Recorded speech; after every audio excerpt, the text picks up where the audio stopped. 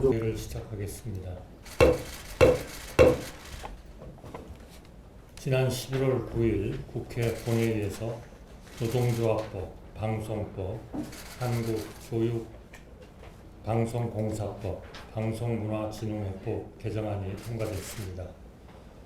그간 정부는 여러 차례 개정안의 부작용과 문제점에 대해 설명드렸습니다만 충분한 논의 없이 국회에서 통과된 데 대해 매우 유감스럽고 안타깝게 생각합니다. 개정안이 국회에서 처리된 이후 정부는 개정안이 우리 국민과 국가 경제에 미칠 영향에 대해서 원점에서부터 다시 숙고하는 시간을 가졌습니다. 현장의 목소리와 관련 전문가 등 각계각층의 의견을 편견 없이 경청하였고 정부의 책임과 역할에 대해 거듭 심사숙고하였습니다.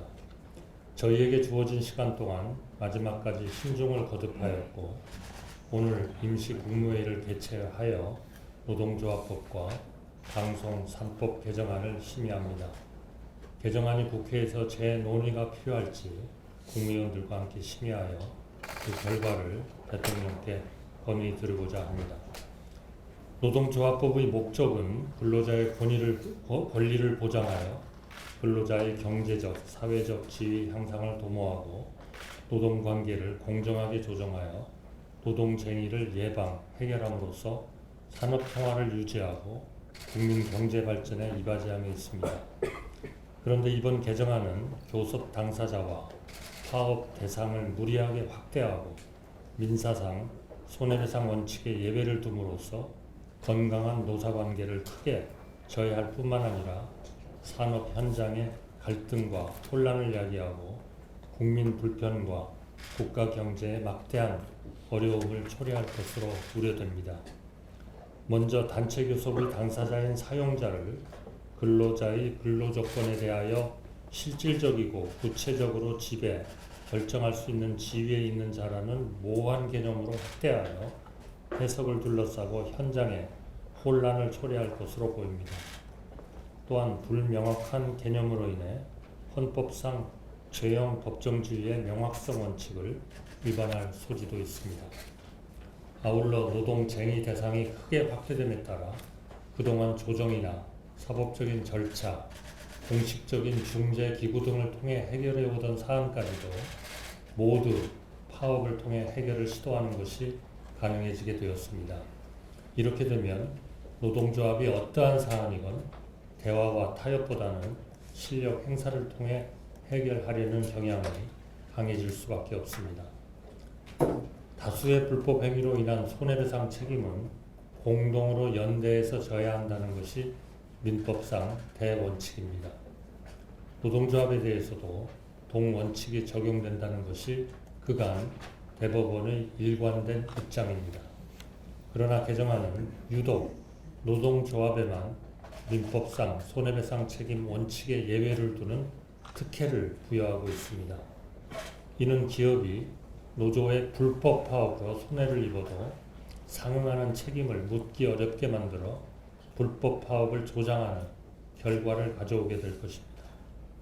방송법 등 정부로 이송된 방송 관련 3법도 숙고가 필요합니다.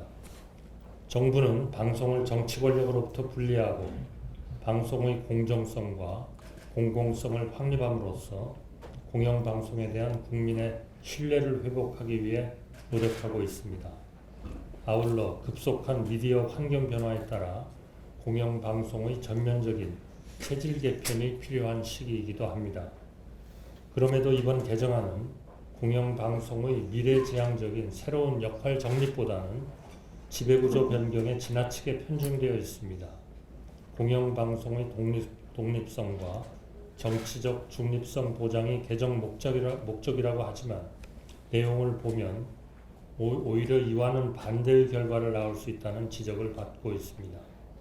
특정 이해관계나 편향적인 단체 중심으로 이 사회가 구성됨으로써 공정성과 공익성이 훼손되고 아울러 견제와 감독을 받는 이해 당사자들의 이사 추천권을 부여함으로써 이 사회의 기능이 형해화될 위험이 매우 높습니다.